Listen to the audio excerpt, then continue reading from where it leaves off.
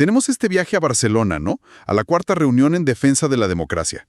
Ajá, la de hace poco. Sí, y la crítica mediática que salta inmediatamente en los documentos es, bueno, durísima. Hay analistas que señalan, cito casi textual, hizo un viaje transatlántico para dar un discurso reciclado. Sí, que habló de soberanía, de no intervención, y de la reforestación. Exacto, volvió a poner sobre la mesa esa famosa propuesta de destinar el 10% del gasto militar global a plantar árboles. Una propuesta que, como señalan los críticos en los textos que revisamos, pues ya había circulado en otros foros internacionales antes, y la verdad, sin generar tracción real ni compromisos que obliguen a nadie a nada. Cero tracción. Y las notas subrayan que, a ver, frente a figuras que estaban ahí presentes en ese foro, como el histórico Luis Ignacio Lula da Silva. Claro, que tiene un peso gravitacional enorme en la región. Enorme. O un Gustavo Petro, que pues siempre llega con discursos sumamente disruptivos para sacudir a la audiencia. Sí, a él le encanta agitar un poco las aguas. Y frente a ellos, pues la participación de México pareció completamente gris. O sea, no hubo acuerdos espectaculares con Pedro Sánchez, el presidente de España, ni se acapararon las portadas de los periódicos. Y leyendo esto, pues se me viene a la mente una analogía.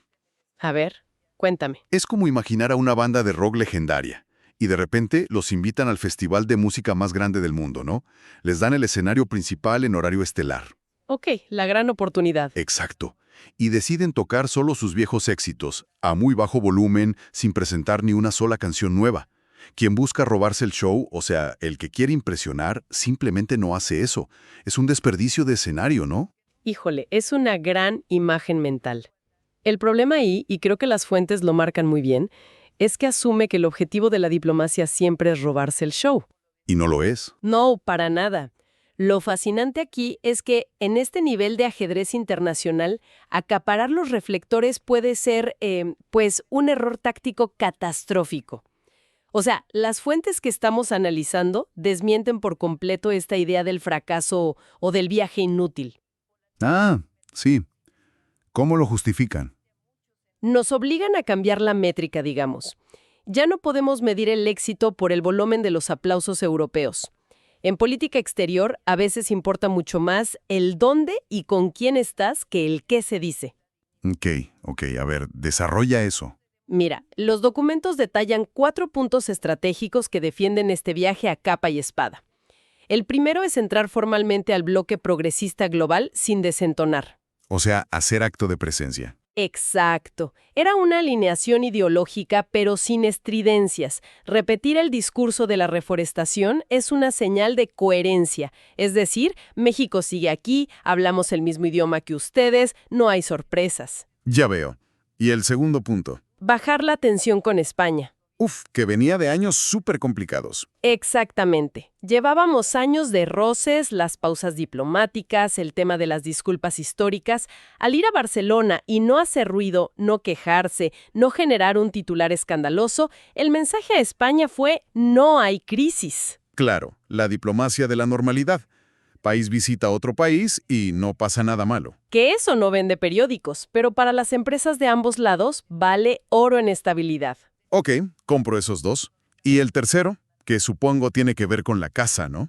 Diste en el clavo, cuidar el frente interno. Y este es quizás el punto más delicado. Las notas mencionan mucho que el liderazgo de Sheinbaum está en una fase de construcción hacia el exterior, pero su base política fuerte está adentro. Y si llegaba a Europa a innovar demasiado o a verse muy complaciente, se iba a ver mal acá. Claro. Podría interpretarse en México como una ruptura o un distanciamiento con el modelo original de Andrés Manuel López Obrador. Entonces mostró lo que los analistas llaman continuidad controlada. Juega a lo seguro allá para no asustar acá. Exacto. Y el cuarto punto es justo lo que mencionabas de Petro y Lula. Evitó competir por el protagonismo mediático con ellos porque, pues, reconocen que su liderazgo internacional apenas se está construyendo. Entonces, ¿qué significa todo esto? Porque, a ver, aquí hay una fricción enorme en los documentos.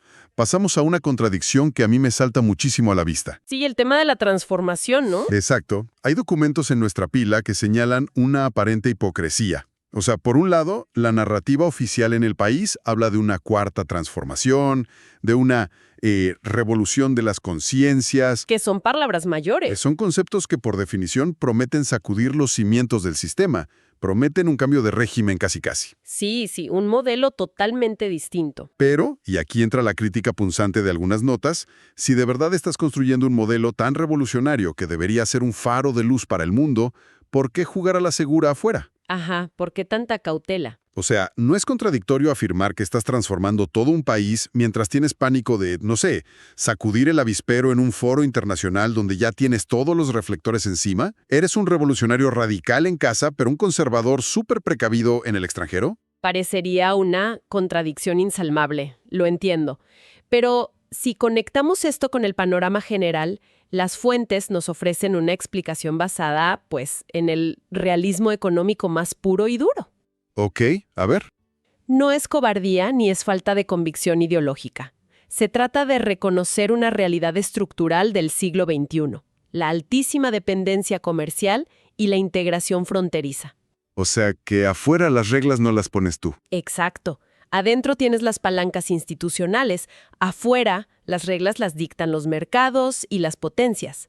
Si llegas pateando la puerta a un foro para demostrar pureza ideológica, pues el castigo es inmediato. Fuga de capitales, la moneda se desploma. Claro, es como ir al supermercado y empezar a gritarle al gerente, pues te van a cobrar el triple o te sacan. Sí, tal cual. La estrategia de México, según las notas, es no romper nada de golpe.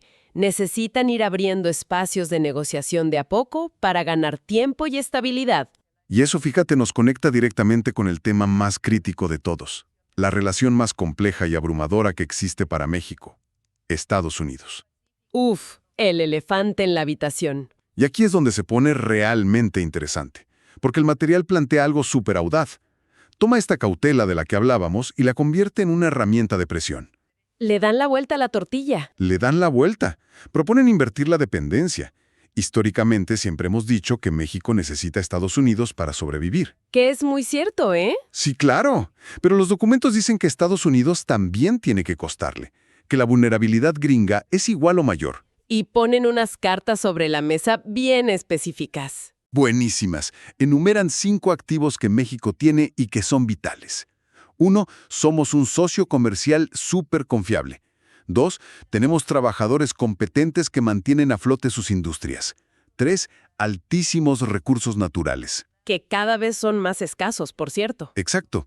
4. Pues la cercanía geográfica innegable. Y 5, y esta me parece brutal, la garantía de tener segura la frontera sur. Que es un tema de seguridad nacional para ellos, no es un tema menor. Totalmente. Y me encanta esto, porque imagínate una relación simbiótica.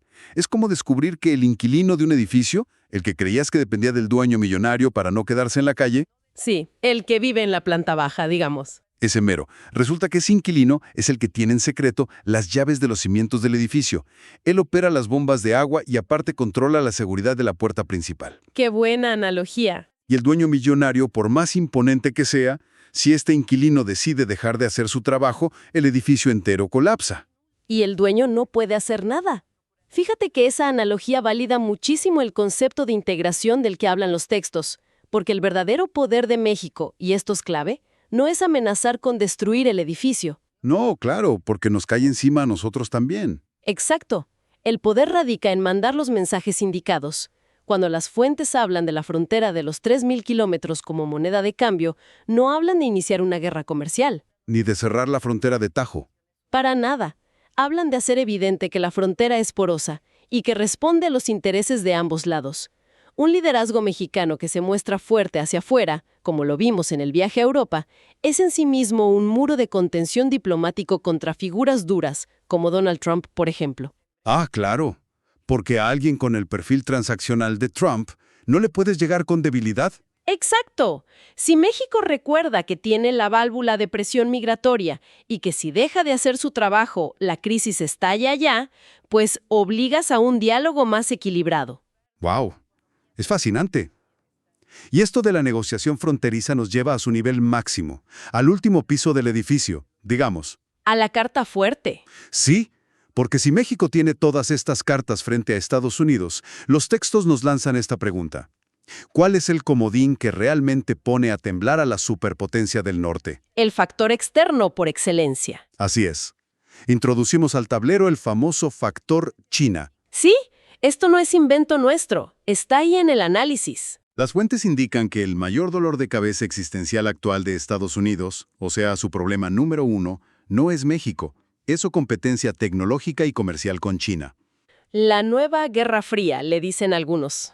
Y en este triángulo geopolítico, la carta maestra de México es que su relevancia aumenta, pero exponencialmente. Porque resulta que el territorio mexicano es la única plataforma que le permite a Estados Unidos competir contra China en condiciones comerciales más equitativas. Claro, por un tema de costos de manufactura. Sin México, los estadounidenses simplemente no pueden competir contra los precios de Asia. Las fábricas quebrarían por los costos operativos allá. Así es. Y entonces llegamos a este concepto que proponen las notas.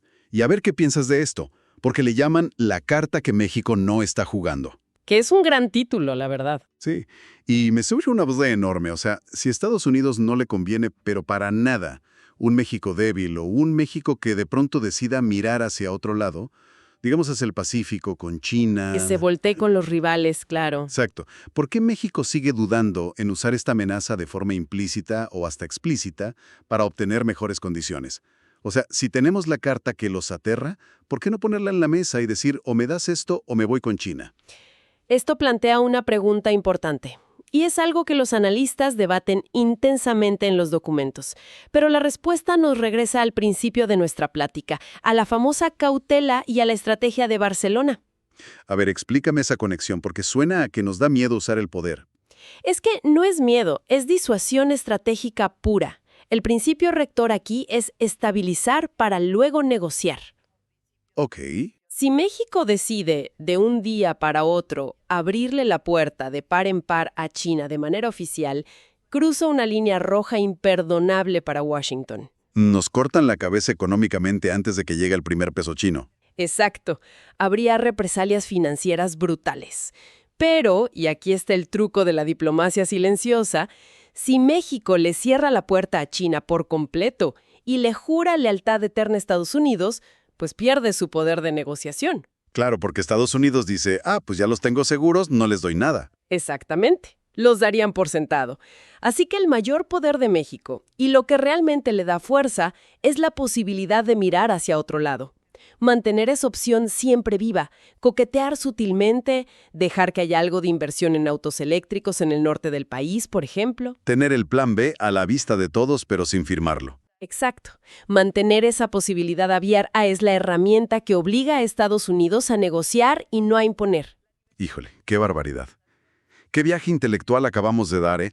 Bastante intenso, la verdad. Sí, porque empezamos analizando un viaje a Europa que la prensa tachó de súper aburrido, ¿no? Un discurso reciclado sobre reforestación y soberanía. Que parecía, digamos que no tenía ni pies ni cabeza. Parecía un error, una oportunidad desperdiciada en el escenario mundial, y terminamos descubriendo que ahí había un manual completito de estrategia diplomática. Todo conectado. Todo.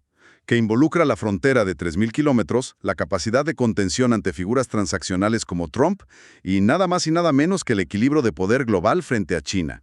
De verdad, esto remarca el inmenso valor de leer entre líneas en la política internacional. Sí, la política exterior es como un iceberg. Lo que vemos en las noticias es solo la puntita de todo lo que está pasando por debajo del agua. Totalmente de acuerdo. Y bueno, queremos dejar a nuestra audiencia con una idea, un pensamiento provocativo, para que le den vueltas por su cuenta, basándonos, claro, en la premisa de todas estas fuentes. A ver, ¿cuál es la duda existencial de hoy? Pues mira, si partimos de que el verdadero poder de México radica en su capacidad de coquetear con otros horizontes comerciales, como China, y en su control férreo sobre la válvula de la frontera sur, ¿qué pasaría el día en que esta diplomacia silenciosa termine? O sea, si un día las tensiones llegan a tal punto que México decida finalmente poner absolutamente todas estas cartas sobre la mesa de golpe en una negociación abierta con Washington. Uf, un choque de trenes. Exacto. ¿Cómo se vería esa sacudida? ¿Quién parpadearía primero en Norteamérica? Ahí se las dejamos. Y con eso despedimos el análisis a fondo de hoy, Muchísimas gracias por acompañarnos y a quienes nos escuchan, recuerden siempre seguir cuestionando la información que consumen y sobre todo, observen de cerca las piezas que no hacen ruido.